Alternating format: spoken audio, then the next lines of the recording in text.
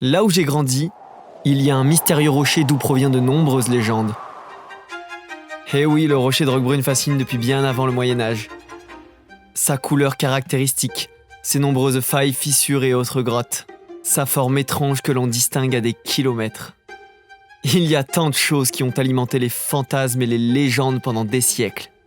Aujourd'hui, nous nous aventurons dans l'un de ses plus beaux mystères, celui du Saint-Trou.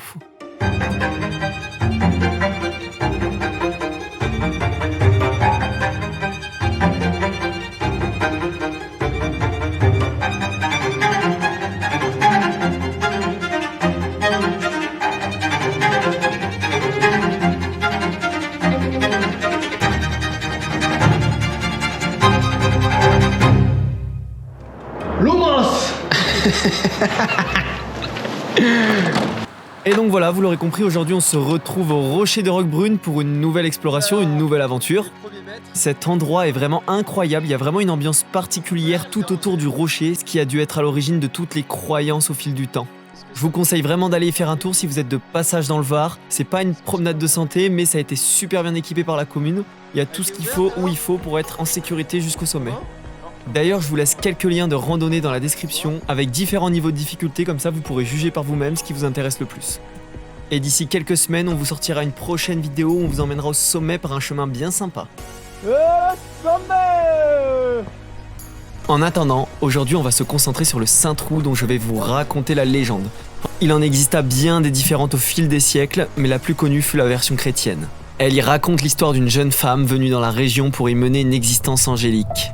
Sauf qu'un jour, la jeune femme se fit pourchasser par un homme qui la convoitait dans la forêt que nous sommes actuellement en train de traverser. Elle s'engouffra donc dans une des nombreuses failles du rocher pour tenter d'échapper à son poursuivant. La légende raconte donc que la jeune femme ne dut son salut qu'à l'intervention divine qui lui permit de se sauver par un étroit tunnel en provoquant un éboulement, stoppant ainsi son poursuivant. La traversée de l'éboulement dans cette immense fissure devint par la suite un rite de passage où l'on raconte que seuls les vertueux avaient la capacité de passer à travers ce Saint-Trou. Et il n'a pas fallu que j'en raconte plus à Maxime pour lui donner envie de venir jeter un coup d'œil avec moi. En plus de ça, j'ai entendu un jour dans une conversation quelqu'un qui racontait qu'il y avait un rappel équipé au sommet du rocher permettant de descendre dans l'immense fissure et d'arriver dans une immense salle. L'objectif du jour était donc simple, trouver le Saint-Trou, le traverser, réussir à monter tout en haut et faire le rappel. Bien évidemment, il y a pas mal de chemins qui permettent d'y accéder. Mais dans l'esprit d'un rite de passage, nous avons décidé avec Max de trouver nous-mêmes notre propre chemin. Je vous laisse donc là-dessus. Allez, autour de Max. On dirait que c'est vraiment pas dangereux ce que tu fais. C'est juste qu'on voit pas le vide dessous. Ouais.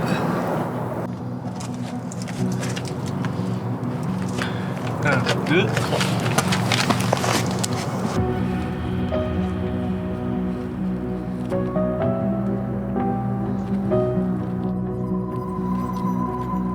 C'est avec le lichen, faut faire gaffe. Oh, on peut tenter de continuer. J'arrive.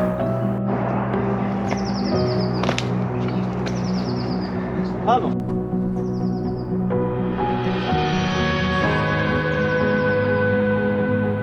Je sais pas si on se rend bien compte à quel point c'est raidasse.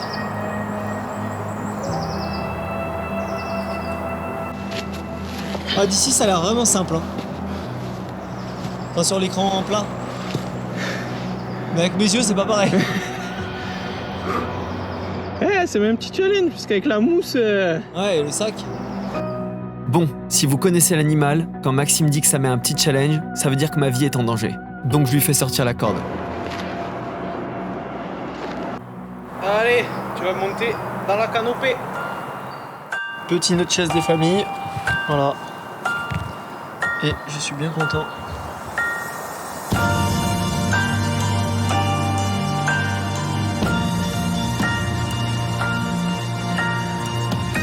Là, pour m'assurer, Maxime utilise une technique d'assurage par le dos. C'est très efficace, très rapide, et si vous voulez, on vous en fera une vidéo dédiée.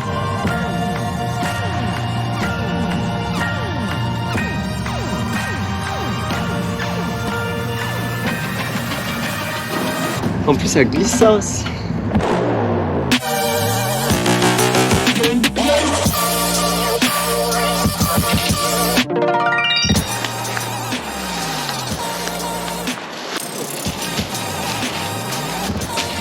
Joli.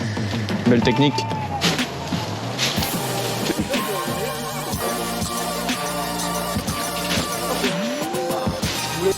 Vous voyez, rien que cette forêt elle est incroyable. On s'en rend pas compte là, mais pour l'instant, on n'a même pas touché une seule fois le rocher. Cette forêt est remplie de blocs immenses qui se sont effondrés de la falaise, et ça devient un vrai labyrinthe pour l'atteindre. C'est pas étonnant que des milliers de personnes aient vécu ici depuis des millénaires pour se protéger.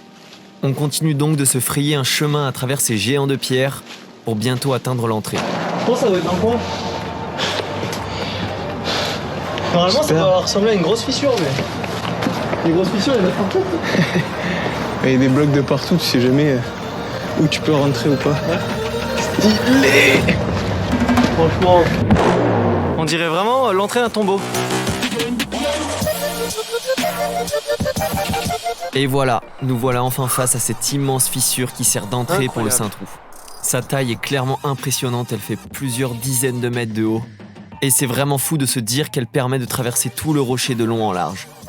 D'ailleurs, au passage, le rocher dont on parle aujourd'hui n'est pas le rocher de Roquebrune en lui-même. Ce n'est qu'une extension au nord de celui-ci.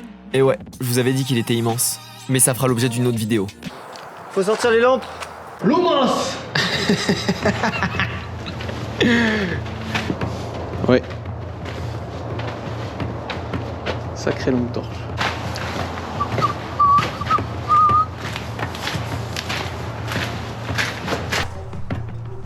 Je rigole quand la GoPro va tomber. Tu fais comment maintenant? Bon, on va voir s'il y a un rappel en haut quand on montera après. Allez, viens, on continue. Bon, le Pouls, es-tu prêt à re-rentrer dans le Saint-Trou? Bah, rentrer, je sais pas, vu que je suis jamais venu, mais. Si tu veux. T'es jamais rentré dans un Saint-Trou? Ah, dans un Saint-Trou, non. Mais ça devient assez tendancieux comme conversation. Je crois qu'il veut se faire démonétiser. Ouh!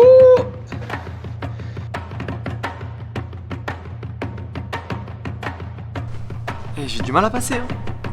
Oh, tu sais que je suis sûr que c'est le même mec qui met des flèches de partout, genre dans toute la France là. Tu vois pas, il y a des flèches qui poussent, ça enlève tout plaisir à la découverte. Il y a un type, Monsieur Flèche. Monsieur Flèche. On emmerde Monsieur Flèche. Ouais, mais voilà, Monsieur Flèche a encore frappé. Ouh, c'est sport, hein. Tu nous fais une petite sponsor vibrable là? Placement de produit. On attend le sponsor, oh! Ah, si c'est pas trop profond. Alors là, la sponsor vibrable, elle est là, hein.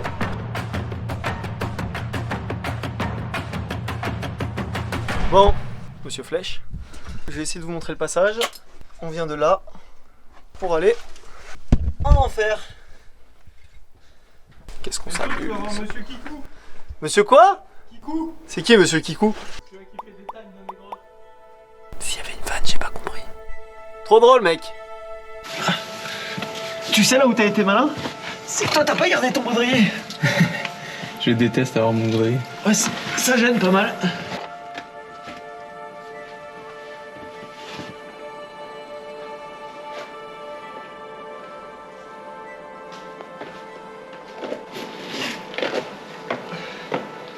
En sortant de l'étroiture, on se retrouve directement dans une immense salle. Une lumière très particulière la parcourt. On peut voir un sublime dégradé ocre grâce à la lumière qui s'infiltre par le haut de la fracture. C'est l'oxyde de fer qui donne cette couleur si particulière à la roche.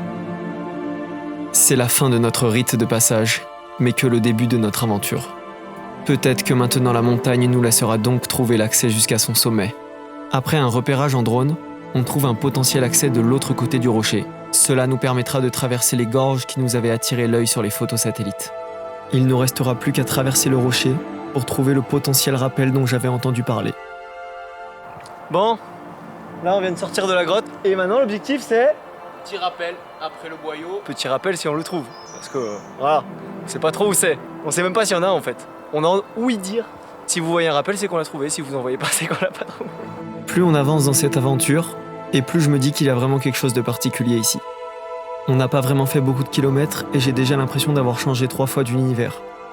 Chaque virage amène son lot de surprises et d'émerveillements.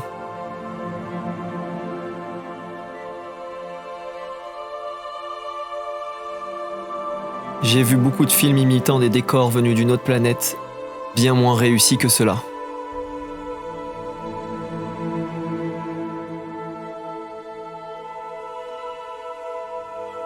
Sortis des gorges et on tombe nez à nez avec notre point d'entrée. Bon, on pense qu'on a trouvé le passage. Donc on va monter là-haut et on va voir ce que ça donne. Allez, feu! Allez, moi je vais le suivre.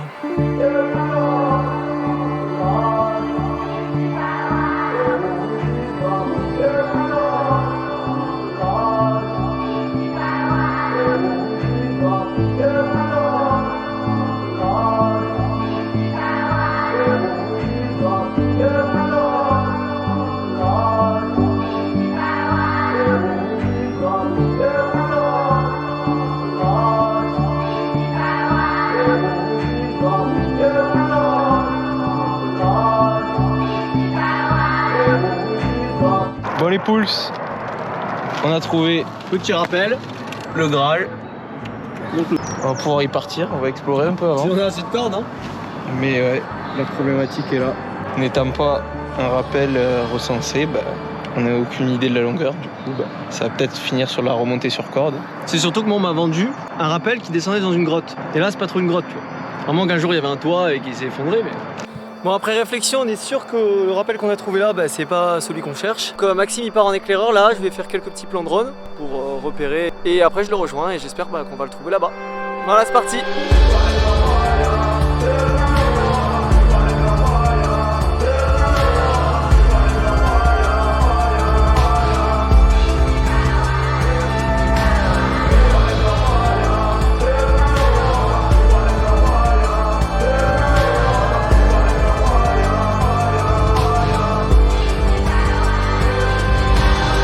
Bon les poules, regardez, petite surprise, petit rappel dans la forêt.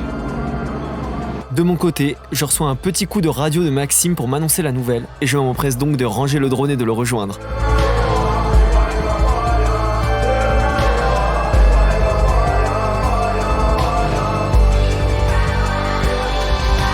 Oh! Oh putain! Il y a du vide, hein. Je me suis fait mal, j'ai raté un saut. Je me suis coincé le bout du pied.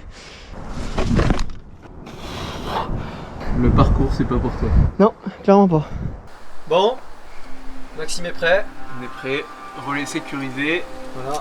système pour remonter sur corde embarqué. Au cas où. Bon, tu me diras si la corde est assez longue, hein. C'est la surprise. Salut les gars.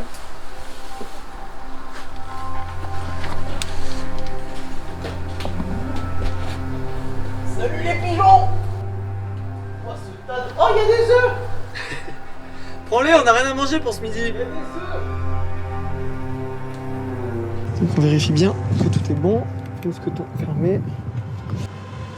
C'est haut Sarah ça. Et c'est parti. C'est incroyable.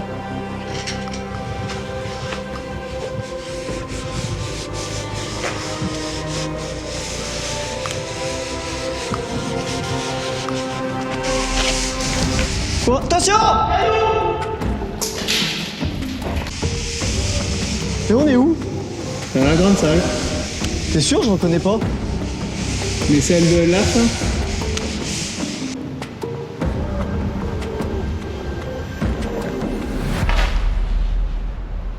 Joli gageon! Yeah! Je t'ai raté. Ah, c'était stylé, hein?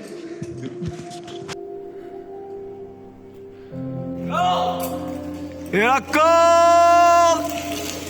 Wouhou! Allez, c'est parti pour la suite, hein. Mais je crois que la suite, c'est aller manger, donc... Bon appétit! Finalement, avant d'aller bouffer, malgré qu'il soit déjà 13h30, on a décidé d'aller se taper le deuxième rappel qu'on a repéré qui va descendre. En fait, on va descendre de là-haut. Donc voilà, on remonte.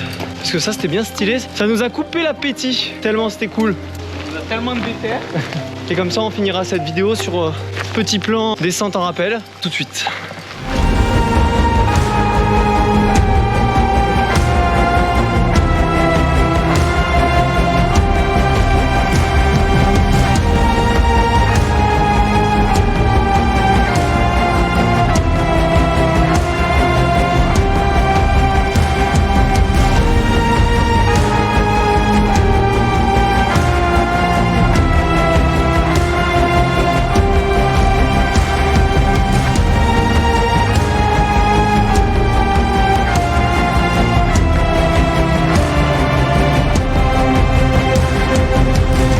que j'ai fait le rappel le plus lent de toute l'histoire de l'humanité. Et donc voilà, une belle aventure de presque terminée parce que bah nous on a coincé la corde. Est-ce que c'était à moitié sûr? Hein? Le relais était vraiment mal placé, du coup ça crée pas mal de frottements et ça devient très compliqué de tirer la corde en bas. On a donc mis en place un système qui s'appelle un mouflage, qui permet de décupler sa force, mais qui par conséquent rallonge la distance de corde à tirer. C'est un système qui est très utile pour tracter des poids lourds, comme par exemple tirer sa voiture embourbée, remonter quelqu'un d'une crevasse. Si ça vous intéresse, n'hésitez pas à le dire dans les commentaires et on pourra vous faire une vidéo explicative dédiée. D'ailleurs, n'hésitez pas si vous avez des questions sur la mise en place d'un rappel, comment se sécuriser, vérifier son matériel et plein de choses qu'on voit dans nos vidéos. Ça nous permettra de cibler les sujets qui vous intéressent le plus pour vous faire des vidéos dédiées. Merci d'avoir regardé et abonnez-vous. Donc voilà, à la prochaine, abonnez-vous, likez la vidéo si ça vous a plu, lâchez des commentaires, tout ce que vous voulez et on se retrouve pour de nouvelles aventures. Et à bientôt.